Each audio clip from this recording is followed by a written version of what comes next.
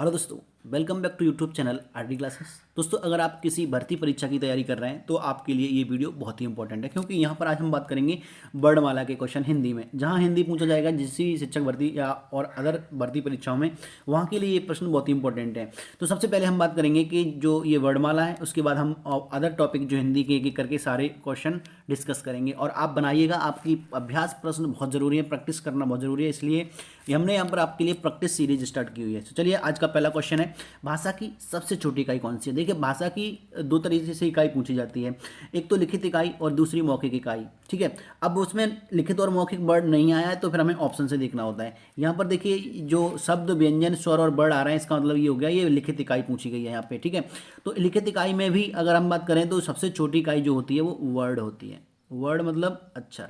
ठीक है, और स्वर व्यंजन इसके बाद में आते हैं। तो इसका जो राइट आंसर है ऑप्शन डी है।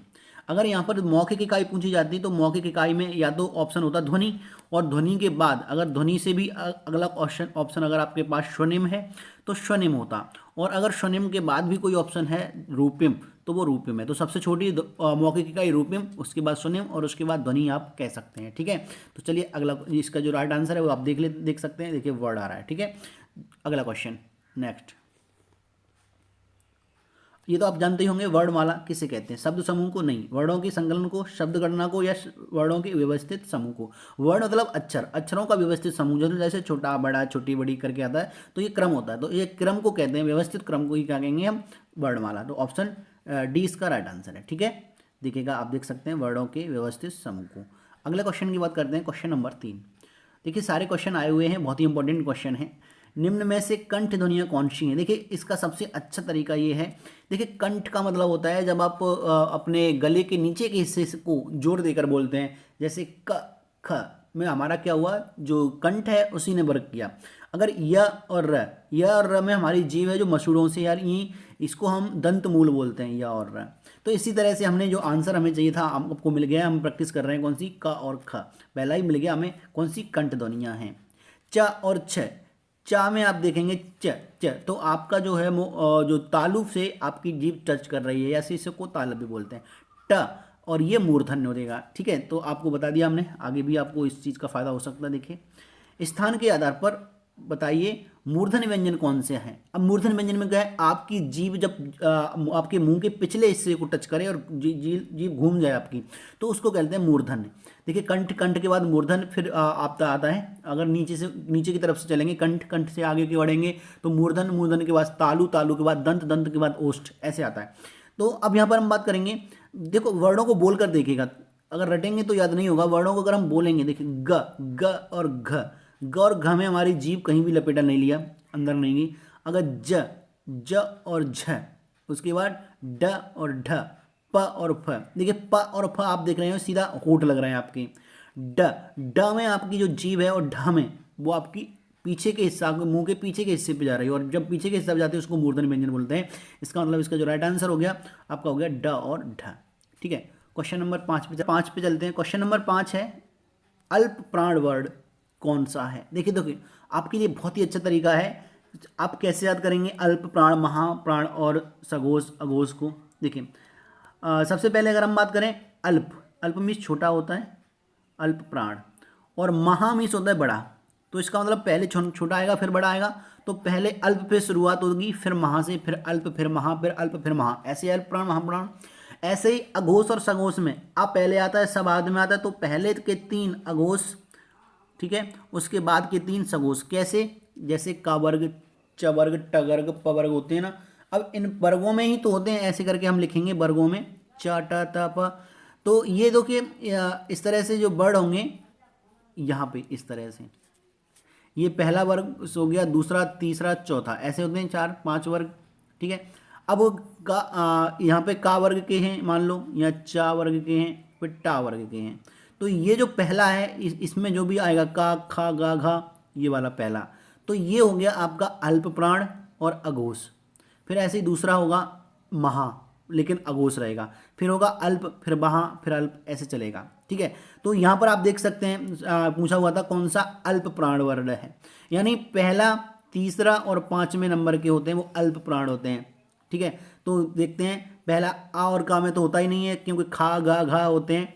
तो देखिए का जो होता है वो अल्प प्राण होता है, खा नहीं होता, फिर गा होता है अल्प प्राण। तो पहला देखो मिल गया, था, था दूसरे नंबर पे आ गया, इसका मतलब ये महाप्राण होता है। पा के बाद फा, ये दूसरे नंबर पे आ गया, ये भी महाप्राण होता है। इसका मतलब आंसर कौन सा सही है? बी।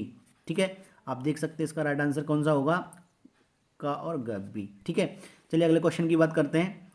निम्न में से नासिक व्यंजन कौन से? देखिए पांचवा वर्ग जो होता है वो नासिक व्यंजन होता है पांचवा। पांचवा कैसा? जैसे अंगा, या, अड़ा, ना और मा, ये पांचवें वर्ग में होते हैं। ठीक है, तो यहाँ पर देखिए कौन सा वर्ड मिल रहा है हमें? या। तो इसका मतलब बी इसका राइट आंसर हो जाएगा नासिक व्यंजन में। ठीक है, देख सकते हैं आप, इसका राइट आंसर यहाँ है। अगला क्वेश्चन नंबर 7, ए ऐ वर्ड क्या कहलाते हैं? नासिक, मूर्धन्य, या फिर ओष्ठ, या कंठ तालव्य। तो यहाँ पर ए ऐ है, और ए ऐ में अगर आप देखेंगे, ए ऐ बोल के देखिएगा, तो जो कंठ और तालु ये दोनों मिक्स होंगे आपके बोलते हुए, इसका मतलब ये कंठ तालव्य ध्वनियाँ हैं। ए ऐ देखिएगा, यहाँ पर राइट आंसर क्या है? कंठ तालु। आप बोल के देखिएगा, कंठ और तालु दोनों वर्क करेंगे, मतलब कंठ से झटका लगेगा और जीभ आपकी तालु से टच होगी। हिंदी वर्णमाला में अयोगवा वर्ड कौन से? अयोगवाह का मतलब होता है अयोग, जो किसी के योग न हो, योग्य न हो, अयोग बोलते हैं। जैसे योग, अयोग का मतलब क्या है? जो न तो स्वर में काउंट करें न व्यंजन में काउंट करें, उनको बोलते हैं अयोगवाह। देखिए यहाँ पर दो शब्द ऐसे अक्षर जैसे होते हैं, वर्ड अंग और बड़ी अंग। ठीक है, तो ये जो हैं वो होते हैं अयोगवाह व्यंजन, सॉरी अयोगवाह वर्ड। ठीक है, तो इसका राइट आंसर है, देखिएगा आप देख सकते हैं, अंग है। ठीक है, अगला क्वेश्चन देखते हैं। किस शब्द में द्वित्व व्यंजन है? देखिए द्वित्व व्यंजन के लिए सबसे अच्छा उदाहरण क्या है?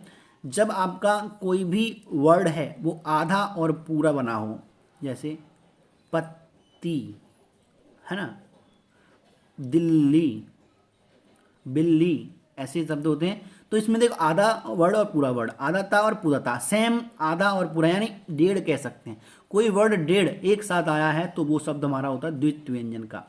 यहाँ पर आप देखिएगा, उत्साह में आधा ता तो आया, लेकिन फिर सा आ गया, आधा ता के बाद पूरा ता था। लेकिन दिल्ली में देखो आधा लाया पूरा लाया, इसका मतलब ऑप्शन आंसर सी इसका राइट आंसर, आप देख सकते हैं। ठीक है, अगला लास्ट क्वेश्चन आज का। अगर वीडियो पसंद आए तो ज़रूर बताइएगा, क्योंकि बाकी के जो हैं वो इसी पर निर्भर करेंगे कि आपको वीडियो कैसा लगा। ठीक है, अगर वीडियो अच्छा लगता है तो ज़रूर लाइक करिएगा और इसे शेयर करिएगा और हमें बताइएगा। इससे हमें पता चलेगा कि आपके लिए आगे सीरीज कंटिन्यू करनी है। और आपके लिए हमने एक ग्रुप भी दिया है जिसकी लिंक कमेंट बॉक्स में है, आप उसे ज़रूर ज्वाइन कर लीजिएगा। और आप ज़रूर बताइएगा क्वेश्चन के आंसर साथ से साथ कमेंट करिएगा, जिससे कि पता चलेगा कि आपके कितने क्वेश्चन आंसर सही हैं। चलिए, तो सबसे पहला है स स हा, कौन से व्यंजन हैं? प्रंकपी, स्पर्शी, संघर्षी, या स्पर्श संघर्षी व्यंजन है? इसका राइट आंसर है ऑप्शन सी।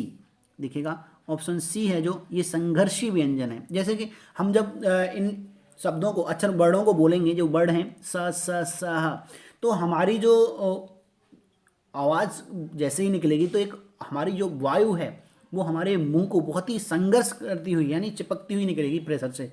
स में क्या हुआ, एकदम जो हवा थी वो हमारे ऊपर नीचे पूरे मुंह को टच कर रही है, तो ये संघर्ष हो रहा है, इसलिए इनको बोलेंगे हम संघर्षी वर्ड। ठीक है, चलिए तो अब मिलते हैं दोस्तों मैं नेक्स्ट वीडियो में नेक्स्ट क्वेश्चनों के साथ। Thank you.